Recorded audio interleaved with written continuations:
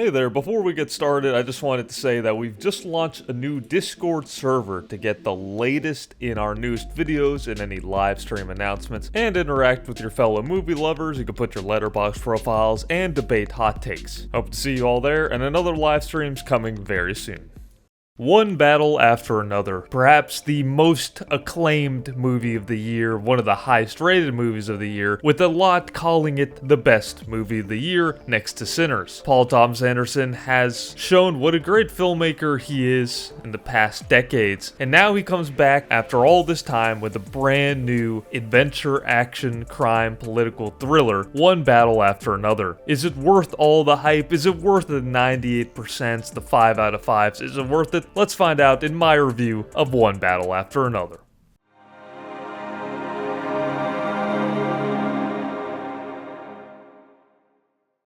So I'll preface this review by saying that Paul Thomas Anderson is one of the best filmmakers of all time, in my opinion, one of the best directors, and it had been quite some time since we saw him last, with Licorice Pizza being his latest film from way back when, and I've always been a big fan of his work. I think the guy is such a great visionary. All his movies are memorable, unique, original stories, so I love that. I love that aspect, and this movie is no different. It's an original plot, all the characters are very interesting, amazing cinematography, as always, along with all his movies and stuff like that. So I'm a big fan coming into this, and I was hearing that it was amazing, but I'm definitely to the belief that I will see it with my own eyes. I'll make the judgment myself. So starting off with the plot, this story follows Bob, a washed-up revolutionary who lives in the state of stone paranoia, surviving off the grid with his spirited and self-reliant daughter, Willa. When his evil nemesis resurfaces and Willa goes missing, the former radical scrambles to find her as both father and daughter battle the consequences of their pasts. So the premise on paper is pretty interesting, and I do like the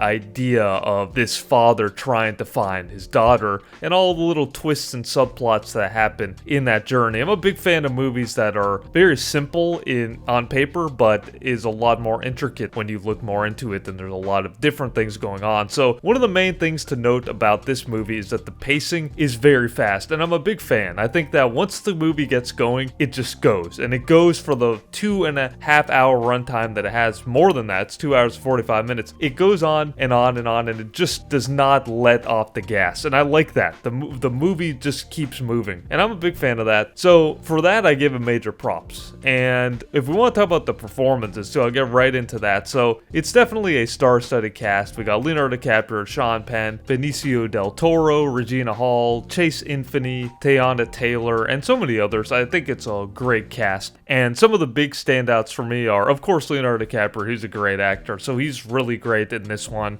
I thought Chase Infiniti, which plays his daughter in the movie, is also really good, but the character that really stood out to me a lot, and I really liked this character, was Sean Penn's character of Stephen J. Lockjaw. I thought that he stole the show in a lot of ways. He was very freaky, but also extremely menacing in a weird kind of way, which I really liked. I thought it was a unique character too, and as sort of the villain of the movie, it worked really well, and I thought that he was one of the standouts for me next to Leonardo DiCaprio. But Benicio also was excellent in this movie, to be honest. I really liked his character as well. So great performances overall, and the set pieces and the visuals are excellent. Like I said, I really love the use of the camera. I love the silhouette shots and the background with the police sirens and everything. It's really great, and there's a really cool sort of car chase scene later on in the movie, in the third act,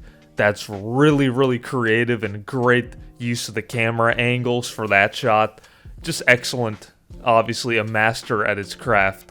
So really like that, and the big theatrical moments, the cinematic moments, are really cool to see on the big screen as well. Just really phenomenal action sequences also in the beginning and in the middle parts. They're really cool. It's immersed the whole time, which I love in any single movie experience. Also, I remember people saying that this movie was hilarious or really funny, and that kind of was like, okay, when people usually say that, it's usually for dumb reasons, to be honest. But I honestly did find myself laughing or chuckling throughout this. Some of the dark humor that Paul Thomas Anderson does have in some of his movies movies came to light. I laughed at Leonardo DiCaprio's character in some of the scenes. I laughed at Del Toro's character, Sean Penn's character. All of them had pretty funny moments and interactions throughout, but not so much that it took away from the scene, because sometimes they try to get real goofy in some scenes that doesn't work in, or it shouldn't be humorous.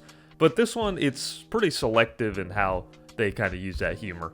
Albeit some of the jokes didn't land and some moments were a little weird in my opinion, but overall it pretty much worked well with the story. Now for my main gripe of the movie. So personally, I don't like when movies get really political on either side of the spectrum. I'm not choosing one or the other. I just don't like when real life politics are kind of brought into a movie. It takes away from it. Eddington is a good example of this, but ever since I've been watching movies, I've never liked it and I still don't like it. And this movie is a political thriller, if you will. That politics is definitely a major part of this story, and I just personally found it hard to root for a group that holds people at gunpoint, blows up buildings, robs banks, kills people, and just breaks the law in a variety of different ways just to get their political message across, as a revolutionist group would do. That, to me, just personally, I find that hard to root for, regardless of whatever political side you may be on. I don't think that should be cheered, but we live in a world where a lot of people cheer that on, they condone that, they encourage that, they want that.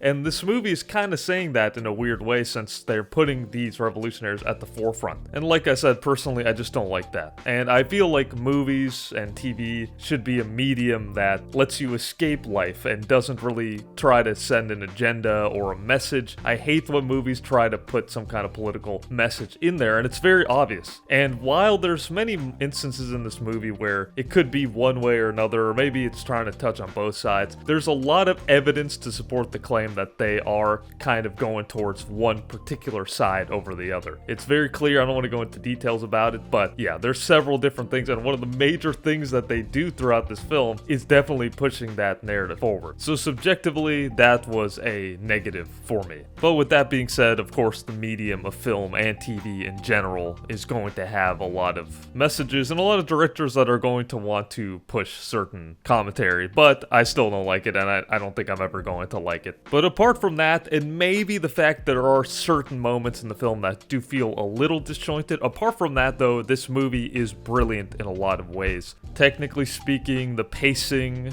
the cinematography, the acting, the sound, the use of music, everything is amazing in this movie. And again, I was immersed throughout it, and I love movies that just take you on a journey. And above all else, this is a movie about a father trying to find his daughter through the backdrop of things happening around him, of course. But yeah, it's a very tight movie, very polished, as you would imagine from such a great filmmaker like Paul Thomas Anderson. But I do knock off a few points because of my aforementioned reasons as well. But all in all, a really enjoyable movie, and yeah, I would definitely say it's one of the best of the year overall. And whether you're a political person or not, I'm sure you're gonna find it enjoyable. So I'm gonna give this movie a very solid 8 out of 10. Very solid 8 out of 10. But thank you very much for sticking around to the end of the video. Please be sure to hit that subscribe button and stay tuned for new announcements on the latest Letterboxd Profiles live event. I'm going to be doing those probably on a weekly basis now, and join the Discord to get notified and interact with the community. Thank you very much for watching, and have a great day.